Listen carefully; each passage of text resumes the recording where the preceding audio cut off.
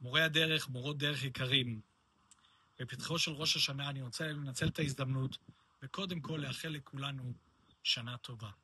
כאשר אנחנו מסתכלים על השנתיים האחרונות, שנתיים שהן היו השנתיים הקשות ביותר מקום המדינה, שנתיים של מלחמה בשבע חזיתות שונות, שנתיים של חללים ושהותר לפרסום, שנתיים של חטופים, שנתיים של פצועים.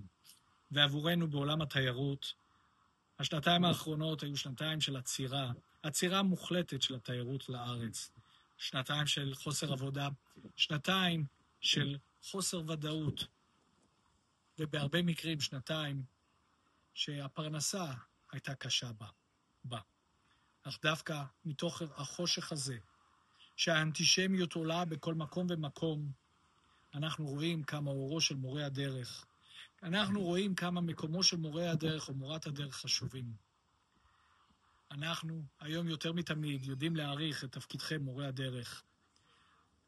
אתם אלה מספרים בגאון את סיפורו של עם ישראל, אתם מחברים בין עמים ותרבויות, ואתם פותחים חלון של תקווה ואהבה לארץ ישראל. אך השנה, לא רק על הפרנסה אנחנו מתפללים, ליבנו שבור עם אחינו החטופים, שעדיין אינם בביתם. על החיילים שלנו שנמצאים בחזית, על המשפחות המייחלות לבשורה טובה. ברגע הזה אנחנו מבקשים מהקדוש ברוך הוא, שישלח שמירה והגנה על הלוחמים שלנו, שיחזק את החטופים ואת משפחותיהם, ושיביא גאולה חזרה מהירה של כל החטופים בשלום. ראש השנה הוא יום של תקווה, בימים כאלה קשה לדבר על תקווה, אבל אסור לנו לאבד תקווה. יום שבו אנחנו מתפללים לכתיבה טובה בספר החיים, לשלום בארץ, לפרנסה טובה, לבריאות ולחיים מלאי משמעות.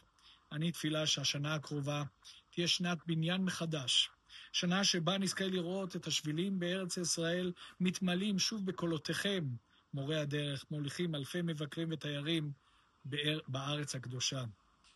נשאב כוח מהאמירה העתיקה מכתבי הקודש, עוד ישובו בנים לגבולם, ונגיד את זאת בתפילה. כשם שהנביא מבטיח, כך אנו מאמינים, ימי הגלות והחושך יפנו את מקומם לימים של גאולה וחירות ושלום.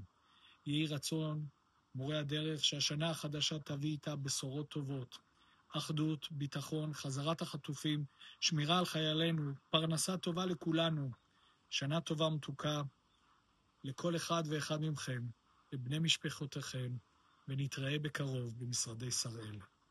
שנה טובה.